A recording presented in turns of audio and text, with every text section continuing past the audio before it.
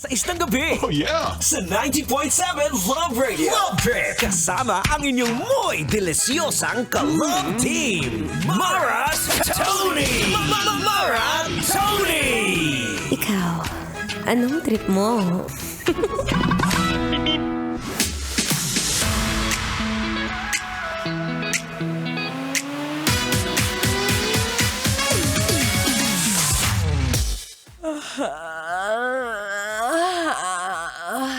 Naantok ako. Naantok ka rin ba?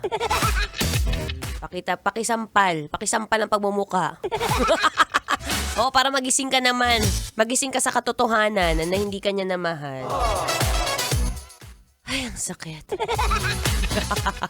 Anyway, it's a happy Wednesday, kabisyo. Yes, I'm back. Ako pa rin to. Ang babaeng inaantok. Ay, hindi. Ang babaeng takbo ng takbo. Wow! Sa isip mo. Your dalerang atleta DJ Mara Tony para sa programang Love Trip.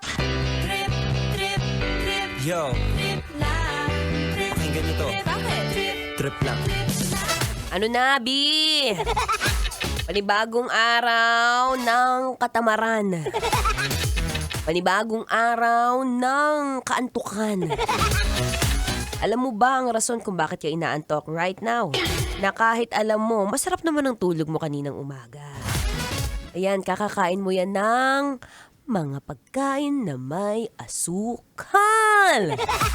Oo, kung mapapansin mo, no, kapag ka sa pagkagising mo sa umaga, pagkatapos mong magmugmog, mararamdaman mong aantukin ka siguro right in the middle of the day. Kapag ka una mong kinain o ininom, kape na ubod sandamukal. Ewan ko rin sa'yo bakit 3 kutsarang nilalagay mong asukal. Bukod dyan, kung ikaw rin yung isa sa mga mahilig unat sa pool, kumakain agad ng kakanin, sinamahan mo pa ng wow, may creamer pa yung kape.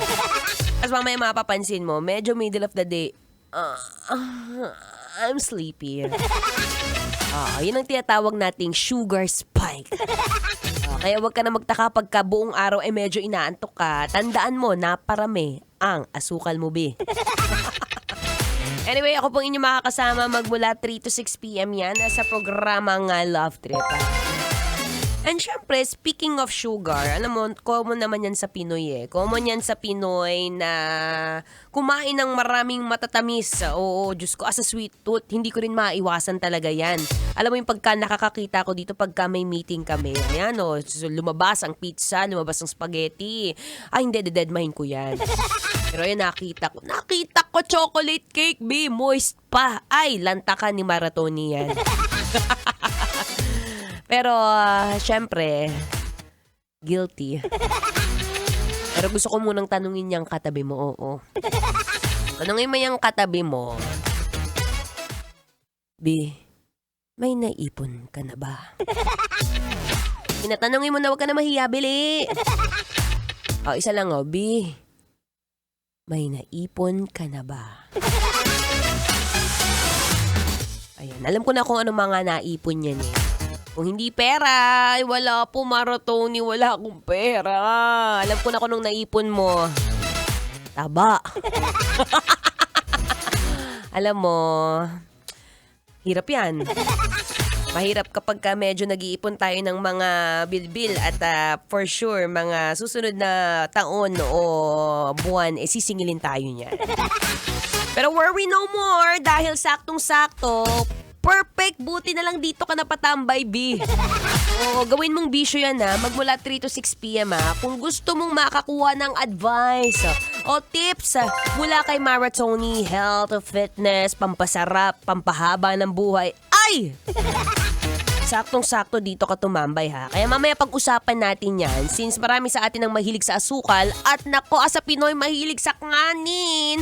Pero gusto mo na mag-diet nang walang kanin. Mamaya, share ko sa'yo yan.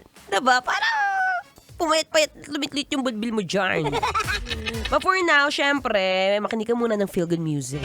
Relax ka muna dyan. Magbabalik ako maya-maya. Hold on tight. Before na makinig mo ng feel-good music, ngayong Feel Good Wednesday. Metro's number one, Love Radio. Patikimin niyo yan. Wala kayong maririnig sa akin.